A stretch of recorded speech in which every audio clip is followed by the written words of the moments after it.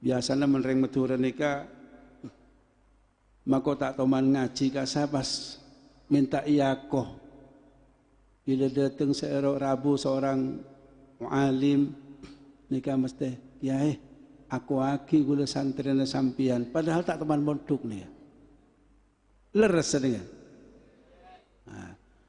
Melana mestina nikah sampian kotu sebelum ingin diakui menjadi guru mestina nyoon ijazah paling punten. Beda amalan dari guru ka ento. Maleku aku nyambung sini kali. Bisa along polong mulai dari dunia ngantos akhirat. Nika sopaja nyambung, tadi kudu andi sanad. Seokoca aguru kaento keduan sanad, walaupun kelaben ijazah. Ijazah kaento amalan, seepakon dari guru. Mensampian poron eparenge ijazah sarenten kula. Tero menmate masuk surga. Nikah beda ijazah seistimewa. Tidak ada halangan untuk masuk surga kecuali kematian. Terus sampean. Nikah beda amalan menmateh tak maka kamu pas masuk surga. Tidak ada penghalang untuk masuk surga kecuali kematiannya. Nikah.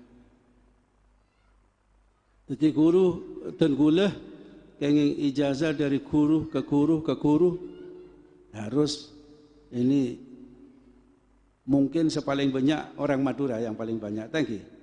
Tapi orang asli penduduk asli Banjar juga mungkin ada dan mungkin juga ikut. Jadi kebiasaan orang Madura itu kalau ketemu dengan seorang yang alim, seorang kiai atau habaib, beliau ingin minta diakui sebagai murid, sebagai santri. Itu kebiasaan orang Madura. Tapi tidak mengaji, tapi tidak mondok kepada beliau. Hanya ketemu. Kata orang Madura hanya acabis. Hanya acabis. Datang sowan ke satu habib atau satu kiai lalu minta diaku sebagai santrinya. Dan ini saya punya sanad, punya silsilah guru yang sampai kepada Rasulullah Muhammad sallallahu alaihi wasallam tentang ijazah satu ini.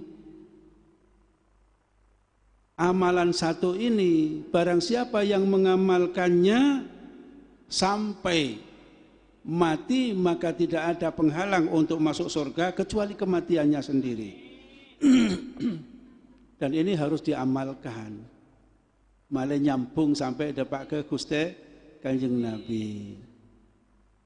Biar sambung dengan sampai ke Rasulullah sallallahu alaihi wasallam. Ini riwayat dari hadis Imam An-Nasa'i rahimahullah, dan kebetulan sanad saya sampai ke Kutubus Sittah juga punya.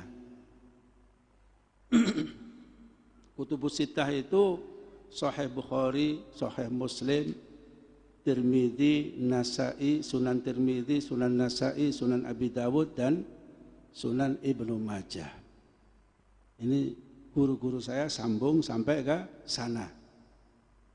Dan Al-A'immatus Sittah, imam yang 6 ini sanadnya sampai ke junjungan kita Nabi besar Muhammad sallallahu alaihi wasallam. Nah ini perlunya kita berkumpul ini seperti ini, biar tidak ketika setelah pengajian pulang ya selesai, tidak ada apa-apa. Tidak, kita tetap masih ada sambungan, kita tetap masih ada hubungan, tetap ada rabithah, yaitu ijazah untuk mengamalkan satu ilmu dari Rasulullah Muhammad sallallahu alaihi wasallam. yaitu amal apa yang harus kita lakukan agar kita nanti ketika kita mati oleh Allah dimasukkan ke surga Allah. Kalau sudah saya sampaikan, nanti ibu-ibu, bapak-bapak mengucapkan kami menerima, ya, menerima ijazah. Saya ijazahkan kepada ibu, bapak, para hadirin sekalian, yaitu mengamalkan membaca ayat kursi. Semuanya apal, tapi kadang-kadang nggak ngamalkan, itu aja. Ayat kursi dibaca 1 kali, ayat kursi itu saja, tidak ada penghalang untuk masuk surga kecuali kematiannya. Rasulullah Shallallahu Alaihi Wasallam dalam hadisnya menyampaikan, "Man qara'a ayatal kursi dubura kulli maktubatin lam yamna'hu min dukhulil jannah illa ayyamut." Al-hadits atau kama qala.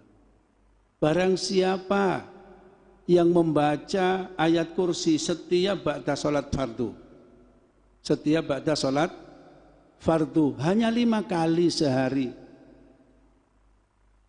membaca ayat kursi setelah salat fardu, maka tidak ada yang menghalanginya untuk masuk surga kecuali kematiannya. Jadi hanya kematian itulah yang menghalangi dia untuk masuk surga. Dan dengan demikian saya ijazahkan kepada para hadirin, hadirat, mustami'in, mustami'at agar membaca ayat kursi setiap ba'da salat fardu. Saya ijazahkan kepada kalian semua. Kami menerima ijazah. Sudah diamalkan saja. Mudah-mudahan kami semuanya, kita semuanya bisa mengamalkannya sampai akhir hayat kita. Dan ini berarti apa? Kalau kita mengamalkan ayat kursi setiap ba'da salat fardu, insya Allah kita mati dalam keadaan husnul khotimah. Inilah yang kita cari. Karena tidak ada kebahagiaan yang melebihi daripada mati membawa iman dan Islam, alias mati dalam keadaan husnul khotimah.